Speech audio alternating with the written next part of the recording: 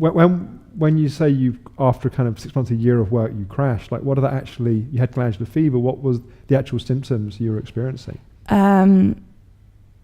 Utter exhaustion again, and not being able to get out of bed, and trying to go to work but just not functioning, and hardly being able to get home again. And I mean, an incredible thing, I had an incredibly supportive family the whole way through, and my mum just saying, I'm coming to pick you up and taking you home.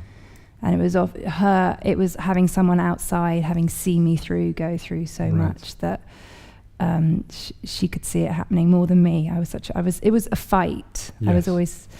There was no friendship in this part of my health at all. I was going to beat it every time. Your body was something to be dominated and told what to do. Yeah, exactly. And when you would have a crash, your mum would have to come and pick you up and take you home. What was that like psychologically to deal? Was it a kind of relief to finally not be pushing, or was it devastating because you couldn't keep going? Like, how would it tend to impact on you? I keep fighting. I was very lucky. I never got depressed through it. I would keep fighting. I'd try and go back to work 2 weeks later. Right.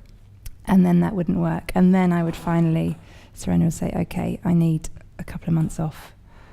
And then work would start saying, are you coming back? Are you not? And then I wouldn't want to lose a job because of my health, because that would mean that it had won. So then I just would go back to work, and all I would do would work or sleep, because I didn't want to fail. It was all about beating it. Yeah, and so you'd often go back before you were ready. Absolutely. And push back too quickly in that process, rather than a gradual staged return to work. And then it would always be the social life or the life outside work that would be put to one side. So there was no achiever pattern that went on here at all. It wasn't no kind of like, I just must work. Like, that's the thing that matters.